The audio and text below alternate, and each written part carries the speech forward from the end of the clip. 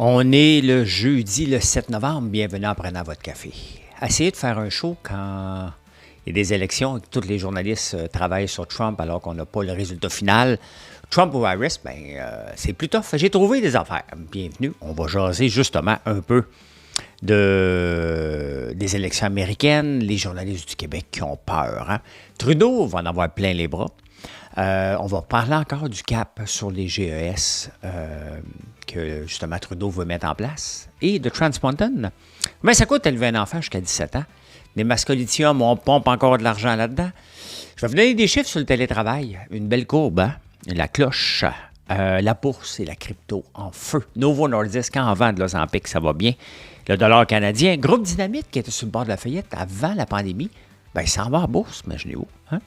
Il y a des ETF pour tout, je vais vous en présenter un autre. Et finalement, quand vous allez manger chez des gens, vous dites ce qui se passe quand les caméras ne tournent pas.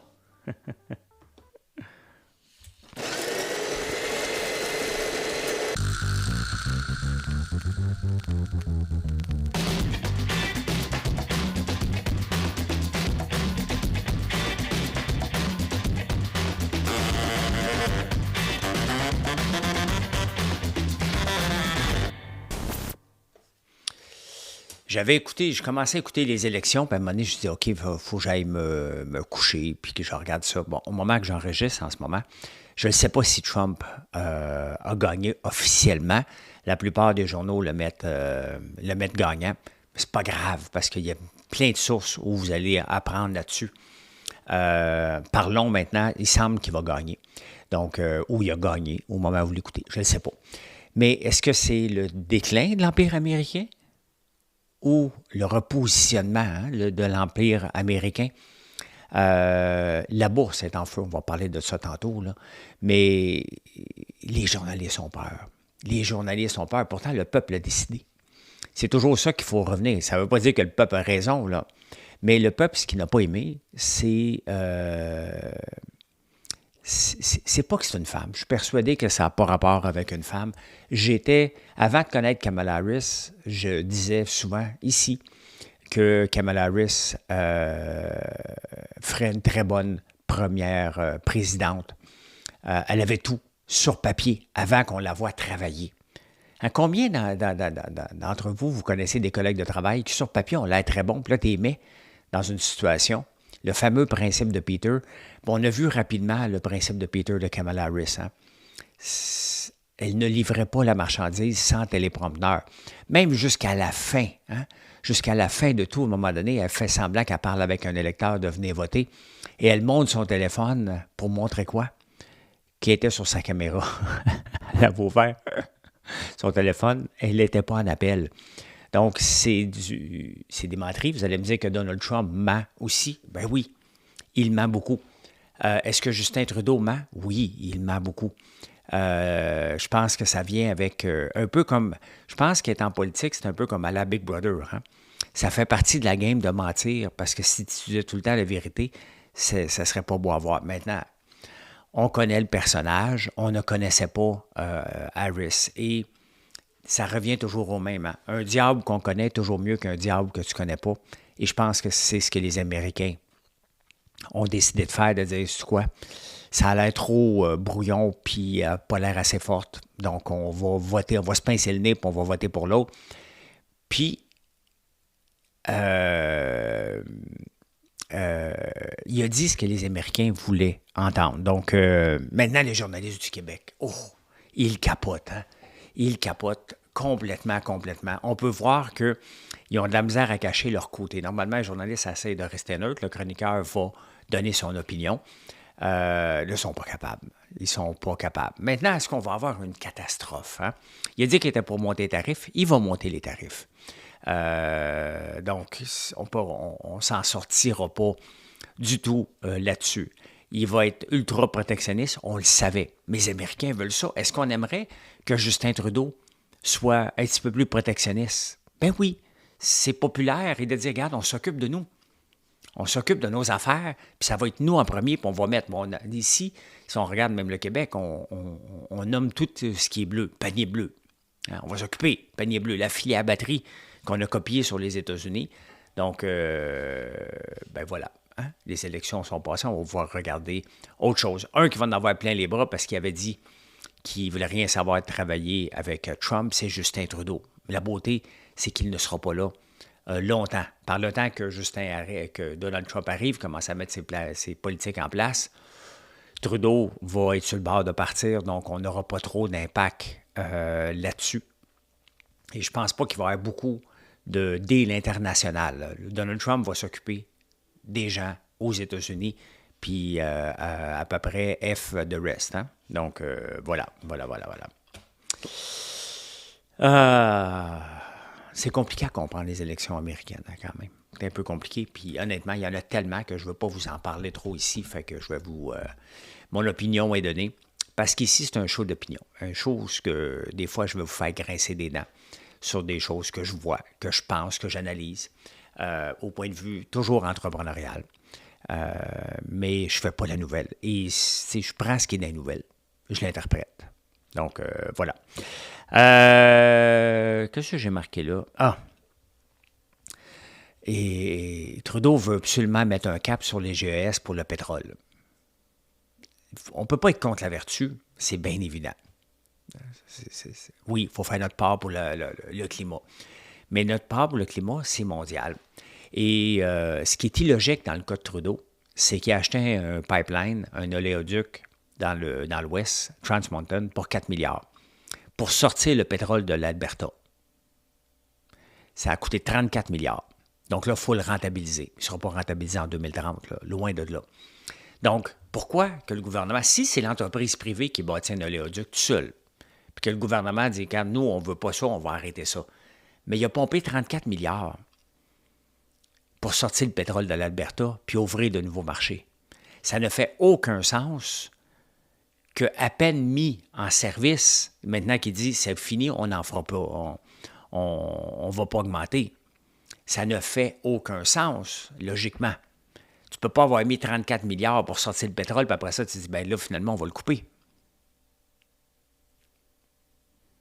On a besoin d'électricité. Qu'est-ce qu'on va faire? Le charbon? L'hydroélectrique? Il y a des limites à l'hydroélectricité. Le nucléaire? Faisons une politique nucléaire agressive pour l'électricité. Sinon, ça va être du gaz naturel liquide. Mais c'est ça, ça ne fait pas de sens. C'est un gouvernement qui ne fait pas de sens dans ses décisions. Et c'est ça qui nous énerve. C'est ça qui nous énerve.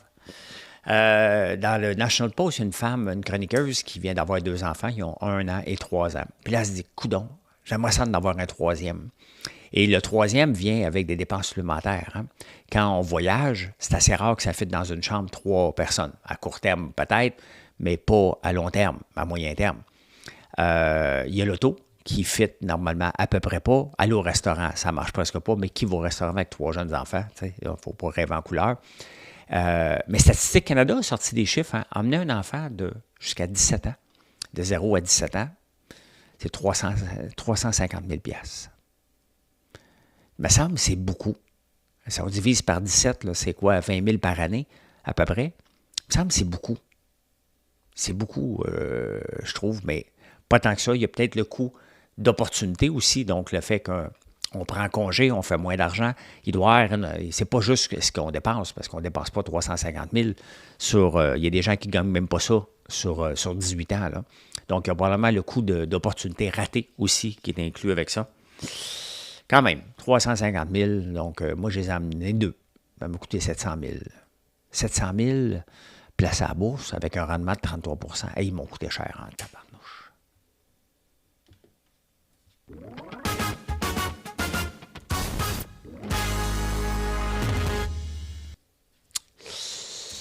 Je n'aime pas ce que j'entends et que je vois par rapport aux médecins.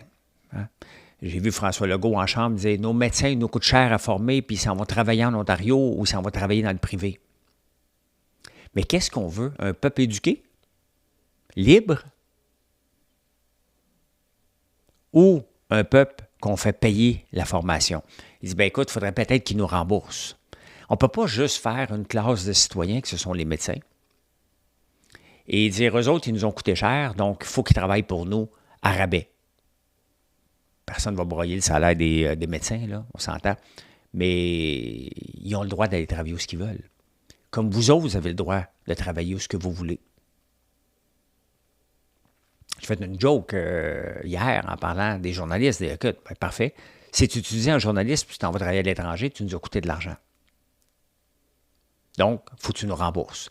Est-ce qu'on va mettre maintenant, pour tout le monde qui va à l'école, de nous rembourser s'ils ne travaillent pas au Québec?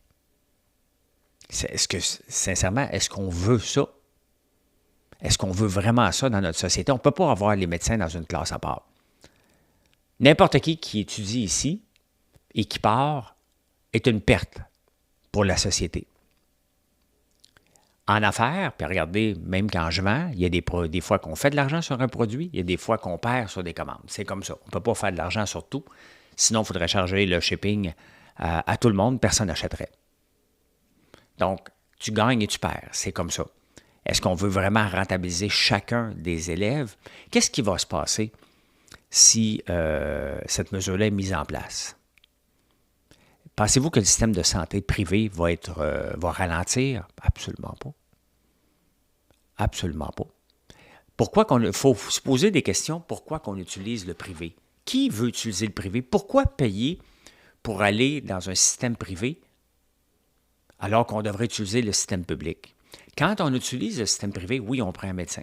Bien évidemment, il y en a moins dans le système. Mais il faut regarder pourquoi que des systèmes en parallèle voient le jour. Parce que le système en place ne rencontre pas les standards. Aller attendre 24-48 heures dans une urgence pour un doigt fêlé, on ne devrait pas aller là, je comprends. Il faudra avoir un médecin de famille. J'y crois pas, médecin de famille. Puis vous voyez comment le système n'est pas bon. On essaie d'avoir des médecins de famille. Donc, on attire des gens à un médecin. Il prend sa retraite, il faut que tu t'en trouves un autre. Le système n'est pas bon. Et on n'arrête pas de mettre des patchs autour. Oui, quelqu'un qui part, c'est une perte. Mais il faut voir comment faire pour l'attirer. Ça se peut-tu que les médecins qui travaillent dans le système public disent « Non, c'est bien tout croche ici, puis j'ai une opportunité ailleurs, mais aller voir ailleurs. » Qu'est-ce qui est mieux de garder quelqu'un à l'emploi qui n'est pas heureux, qui se rend compte finalement, bien, regarde, après les études, je n'ai pas aimé ce que j'aime. C'est pas le genre de pratique que j'aime faire. Parce qu'il y a des médecins aussi qui disent « Moi, je veux prendre du temps pour mes patients, puis ils s'en vont au privé. »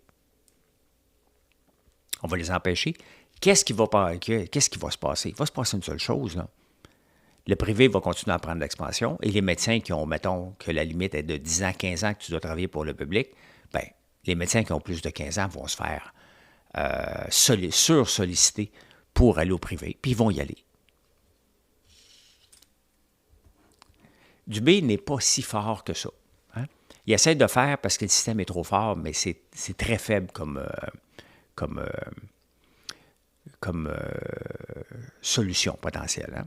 Nemaska Lithium, écoute, ça a fait faillite en 2019. On a repompé de l'argent là-dedans. Là, on vient de remettre un autre 250 millions. On est actionnaire de Nemaska Lithium. Ça va passer à ArcelorMittal, à Rio, quelque chose comme ça. Ça vient d'être vendu, mais en attendant, le gouvernement met encore de l'argent là-dedans, la fameuse filière batterie, puis Christine Fréchette, qui y croit encore. Tu sais, honnêtement, avec toute l'insécurité qu'on a, Nemaska Lithium qui est en dépassement de coûts par-dessus dépassement de coûts, le prix du lithium qui baisse mondialement. Pourquoi vous pensez que, là, je ne veux juste pas me tromper, ça vient d'être acheté, là. Je pense que c'est par Rio Tinto. Mais pourquoi vous pensez qu'ils l'ont acheté? Parce qu'il y avait un deal à faire. C'est que le prix du lithium vaut pas cher, la compagnie vaut pas cher. Regardez ce que Bell vient de faire aux États-Unis. Il a acheté une compagnie. Couche-Tard achète quand ça baisse. Qui d'autre qui est en processus? Ben, regardez, Burberry, que je vous ai parlé hier, va être acheté par Moncler. Pourquoi? Parce que le prix est bas. Donc, les gens en profitent en ce moment. Il va y avoir beaucoup de fusions-acquisitions parce que les marchés sont sous-évalués. Puis lorsque tu évalues un marché, peut-être que le lithium est là pour rester. En ce moment, il y en a trop. Ben, peut-être si tu vis sur 10-15 ans, mais est-ce que le gouvernement se doit de jouer le jeu, la spéculation boursière, avec notre argent? La réponse est non. Mais Christine Fréchette ne semble pas comprendre son rôle ou comprendre qu'est-ce qui se passe. Elle suit les pas de Fitzgibbon, puis elle met de l'argent dans les mêmes erreurs que lui avait fait, puis il continue, puis il continue, puis il continue. Elle continue, je veux dire. le télétravail. Hein? Le télétravail n'est pas fait pour tout le monde. Il faut, avoir un espace de travail à la maison. Il faut être capable d'être un peu plus autonome. Puis au début de la pandémie, le télétravail était seulement 6 des gens qui travaillaient en télétravail, 6 Et en 2020, bien, lorsque la pandémie est arrivée, wow, il faut travailler. Il y a des gens qui se sont ramassés au chômage rapidement. Puis les entreprises ont dit, OK, mais il faut continuer à survivre. Le gouvernement donne beaucoup d'argent. 42 des gens se ramassent en télétravail. Donc, tout le monde qui travaille à peu près dans un bureau se ramasse en télétravail. Pas fait pour tout le monde. Hein? C'est pas fait pour toutes les entreprises. Et il reste que le sentiment d'appartenance. Si tu vas avoir une promotion, il faut que tu sois en face de ton boss qui, lui, il risque d'être au bureau un peu plus souvent que toi. Hein? C'est normal un peu. Donc, on est passé de 42 rapidement. En 2021, on est encore en pandémie. Ça a descendu à 31 En 2023, on est à 26 et on vise, pas moi, là, mais les entreprises visent à peu près 18 20 pour 2024-2025. Donc, on peut voir que ça ne fait pas pour tout le monde. C'est difficile d'avoir une progression. C'est difficile d'avoir une productivité. Ça dépend il y a des programmeurs qui peuvent programmer de la maison, mais les jobs, c'est pas tout facile et les systèmes ne sont pas tous encore mis sur place pour être capable de le faire. Comme n'importe quoi. Hein? C'est la courbe d'adoption qu'il faut regarder, tu sais. Ça part comme ça. Là, on est forcé. Hein? On monte vers le haut, une croissance à la hockey stick là, fulgurante. Ça se stabilise. Les gens disent, ben non, c'est pas pour moi. Et ça redescend. La deuxième courbe, après ça, est plus haute que celle qui était là en 2019. Hein? On est à 20, on va être à 20 versus 9. Et là, après ça, ça va prendre un méchant bout. Ça se peut que ça reste tout le temps comme ça. Donc, on va avoir doublé le nombre de gens travaillant à la maison. Mais ce n'est pas vrai que toutes les entreprises vont avoir des gens qui travaillent à la maison. Ce n'est pas fait pour tout le monde et ce n'est pas pour tout le monde non plus.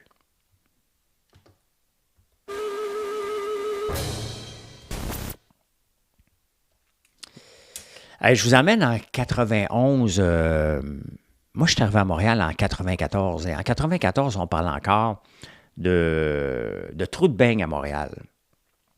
Donc, le centre-ville était vide. Les banlieues se remplissaient, les quartiers de Montréal se remplissaient. Mais regardez, le taux d'inoccupation dans les édifices à bureaux ne cesse de grimper. Aujourd'hui, on en parle à cause de la pandémie, mais on s'est reviré de bord. Ça a pris du temps, mais c'était 15 des bureaux en 91 que les bureaux étaient vides. Je pense qu'on n'est même pas à ça en ce moment, quand même.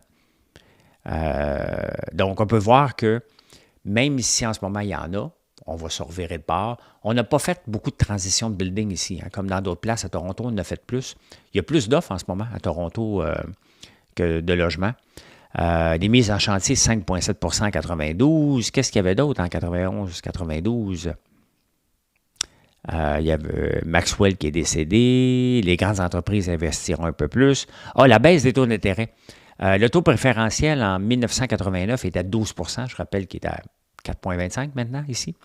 Donc, le 7 novembre, on va 91, on est à 8,5 C'est le double d'aujourd'hui. Puis l'économie fonctionnait quand même. Hein? Fonctionnait. Donc, on est quand même gâté. On s'en va en ce moment vers 2,75 vers l'AMI. Donc, c'est peut-être intéressant si vous avez une hypothèque à renouveler. Vous faites ce que vous voulez. Mais penser variable en ce moment, c'est la meilleure solution selon moi.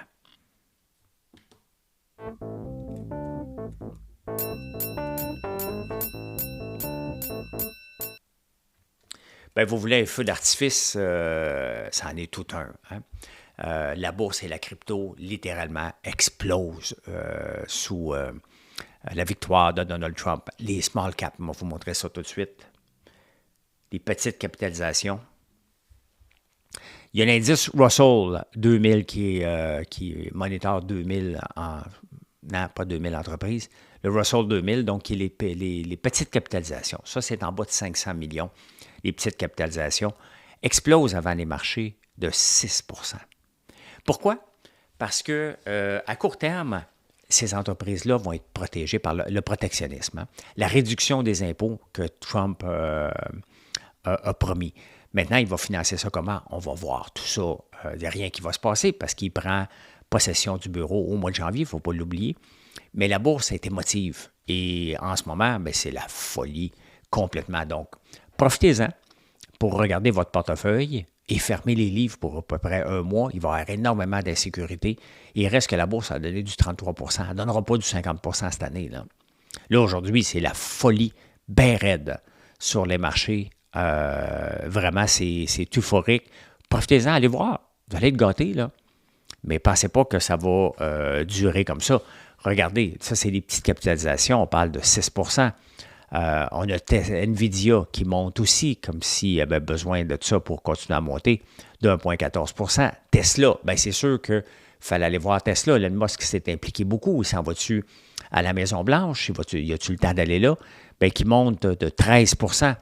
On aurait pu aller voir aussi, je n'ai pas Oclo, ça c'est, je le monitor tout le temps, Donald Trump, DGT, le titre de Donald Trump, ben lui, c'est la folie complète. 33 % d'augmentation. Donc, Donald Trump, il était déjà riche et il a gagné quelques milliards supplémentaires. Cette compagnie-là, elle a une capitalisation de 7 milliards quand même. Hein? Donc, c'est un peu la folie. On peut aller voir la crypto. 74 000 pour le Bitcoin. À peu près tout le reste monte aussi. Une augmentation de 7 % parce que Trump aime le Bitcoin maintenant, la crypto. Donc, il y a de l'euphorie. Il y a de l'euphorie, mais ça ne va pas durer. Ça ne va pas durer. Il faut juste espérer que, comme n'importe quoi, c'est qu'il y a une grosse montée. Hein? On est content. Et après ça, ça se stabilise un petit peu plus haut que ce que c'était en ce moment. Mais attendez-vous à des fluctuations. Si ça montait de 5 %, ça peut descendre de 7 % aussi. C'est comme ça la bourse, et ça va l'être encore plus sous Trump en voyant ce qu'il va mettre en place. Est-ce qu'il va mettre des mesures pour le Canada? Bien, restrictives. Bien, il a dit qu'il était pour le faire. Les Américains l'ont mis au pouvoir pour ça. Et je pense qu'il va le faire dans la mesure où il peut le faire. Parce qu'il ne faut pas oublier que plusieurs entreprises américaines achètent des produits canadiens pour nous les revendre par la suite. Mais lui, ce qu'il dit, regarde, ça va faire mal à court terme. Il va falloir que ça fasse mal. De dire, regarde, je mets des tarifs partout. S'il fait ça, donc les produits américains vont coûter un petit peu plus cher le temps qu'ils se retrouvent un nouveau fournisseur, qui est local idéalement. Donc, il va y avoir une inflation là-dessus, mais après ça, il va créer de l'emploi. Donc, son bête là-dessus, là, c'est de dire, regarde, ça va faire mal un peu, mais on va arrêter de dépendre de tout le monde. Ça ne sera pas possible. Ce qui va arriver avec notre dollar canadien, que je vous montre là, qui était à 71,87, bien, il va tomber. Ça fait longtemps que je vous le dis, je pense que le dollar canadien, à moins qu'on crée de la richesse puis de la demande pour nos produits, on s'en va probablement vers le bas 61, comme on a déjà eu dans les années 80, en l'an 2000 aussi. Il n'y a pas de raison que le dollar vale 71 cents, puis on n'a pas de réserve d'or pour maintenir notre dollar à flot. Hein. Normalement, c'est ce que se faisait dans le passé. Donc, tu rachètes de l'or, les banques peuvent racheter de l'or, là, du dollar canadien. Si la Banque du Canada en rachète en ce moment, il va se mettre dans le trou pour s'endetter. Il a fait ça pendant la pandémie. Donc, jusqu'à quel point on veut maintenir le dollar? Peut-être qu'on ne veut pas le maintenir justement pour contrebalancer notre perte de productivité et notre perte sur les tarifs. Si le dollar baisse, ça va avoir rien, les tarifs de Trump ne vont rien servir, tout simplement. Donc, souvent, il va y avoir des vases communicants et on va suivre. C'est juste que ça va nous coûter plus cher, nous, faire des produits ici qui viennent des États-Unis, puis il y a des produits qu'on n'a pas le choix. Ça va nous coûter plus cher voyager, bien évidemment. Donc, puis les transactions internationales qui sont en dollars US aussi. Novo Nordisk, hein? Novo Nordisk. Bon, ça. Novo, qui a rapporté ses résultats. Et ça va bien. Ça va bien, Novo Nordisk. Attendez un peu. 6 % d'augmentation. La capitalisation boursière est de 3,3 trilliards. Presque autant qu'NVIDIA, quand on regarde ça. NVIDIA. 3 points. Ah ben oui, à peu près la même affaire. C'est gros. Hein? C'est à peu près 10 % du PIB du Danemark quand même. Donc, il a rapporté des bons chiffres. Un enfant sur 10, en passant, arrivent à l'école obèses maintenant dans le monde. On est rendu là, quand même. Hein? Quand même. Il y a des ETF à peu près pour tous des fonds négociés à bourse. Et je vous en parle de différents. Hein? Il y en a un que je vous ai présenté ici, qui est sur l'uranium. Donc, lui ici monte aujourd'hui, donc sur l'énergie nucléaire. Donc, on va voir ce qui va se passer avec ça. Si Trump dit, regarde, on va faire beaucoup d'électricité avec le nucléaire, bien ça, on va le voir exploser. Donc, là, en ce moment, il y a trop d'insécurité. Moi, je suis en bourse, là, mais je ferai attention parce qu'il y a beaucoup de va-et-vient. Hein? Prime, qui avait monté, Prime, qui est de... Pendant qu'on est là, vous m'avez demandé d'en parler, je l'avais regardé, qui avait monté en flèche, a juste monté de 2 cents, dans le fond. Hein. Il n'y a pas de nouvelles, il ne vendra pas de l'eau, puis... encore là, c'est un titre qui a eu seulement 110 000 transactions. Le volume, 110 000, pas transactions. Là. Donc, c'est petit. Le market cap est de 26 millions. Donc, c'est une petite entreprise à bourse. Soyez prudents avec ça. Il y a des ETF pour tout. Puis, c'est ce que je vous disais, il y a des ETF pour bien, celle-là ici, c'est des entreprises non cotées à la bourse. Donc, des licornes. Hein, un peu comme Discord, Stripe. J'ai oublié, ChatGPT. Donc, ça monte avant l'ouverture aussi de 22 %. Donc, parce que c'est souvent des petites capitalisations qui sont là-dedans. C'est un fonds spécial parce que c'est misé sur le fait qu'à un moment donné, une compagnie va aller publique, tout simplement. Donc, c'est des nouveaux accès à des marchés que normalement, vous n'avez pas accès, qu'on n'a pas accès, moi non plus, en passant. Là. Donc, là, ils veulent en avoir sur les prêts privés. J'ai rencontré quelqu'un l'autre jour, justement, qui me disait qu'il faisait ça dans la vie. Hein. Il fait des prêts privés entre 500 et 20 millions, les prêts. C'est pas du Shylock, là. Ça existe vraiment, ce genre d'entreprise-là. Bref, il y a un fonds ETF que je vais vous parler quand il va arriver, qui veut faire ça. Cependant, ça ne veut pas dire que je vais le faire. Vous savez que je suis rendu assez pépère dans mes placements, parce que ça ne vaut pas la peine d'essayer de battre 33 %. Pourquoi essayer de trouver celui qui va me donner 35 %? C'est beaucoup d'argent, 33 % par année. Ça ne durera pas pantoute. Hein? Hey, souvenez-vous, pendant la pandémie, le groupe Dynamite avait... c'est la même personne qui est derrière le Royal Mount en passant, Andrew Lofty. Mais ils veulent aller à la bourse maintenant. C'était sur le bord de la faillite. Il avait nommé une nouvelle présidente.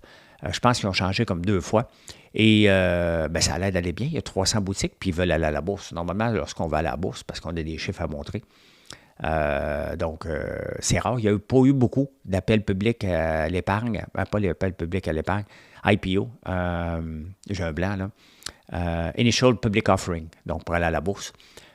Cette année, à la bourse de Toronto. Donc, ça serait une des nouveautés intéressantes. Quand même, une compagnie de Montréal.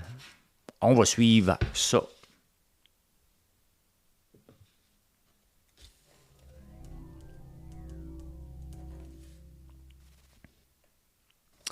Eh bien, allez-vous manger chez les gens des fois? Hein? Bien, dites-vous, posez-vous des questions parce qu'on n'est pas dans un restaurant. Hein? Une personne sur 6 va échapper qu'il y ait de la bouffe sur le plancher, mais ils vont le remettre dans votre assiette. Donc, une fois sur 6, tu vas manger chez quelqu'un, dis-toi qu'il y a un morceau de la bouffe qui est dans ton assiette qui a touché le plancher. 28 % des gens qui vont avoir préparé la bouffe, donc où vous allez manger, vont avoir goûté avec la cuillère puis ils vont l'avoir remis dans le chaudron après. 28 %. Hein? 32 % vont avoir remis le couteau à pain dans le rack sans l'avoir lavé. Oh, hey, là, je suis coupable. Je fais ça des fois, moi. Je fais juste passer une napkin puis je le remets. Faites-vous ça, vous autres? Je le regarde, il n'est pas sale, juste couper du pain. Je fais ça des fois. Pas tout le temps. Des fois, la paresse gagne sur moi puis je le fais. Donc, si tu viens manger chez nous, 32 % du temps, je vais avoir mis le couteau à pain dans le rack sans l'avoir lavé. Il doit y avoir plein de bactéries là-dedans. Là, mais des fois, il faut en manger des bactéries pour avoir des anticorps. Hein. S'entraîner. Ça a toujours été prouvé que s'entraîner était bon pour réduire les risques de cancer. Ça ne veut pas dire que tu ne l'auras pas. C'est tout le temps un jeu de statistiques, cette maudite maladie-là.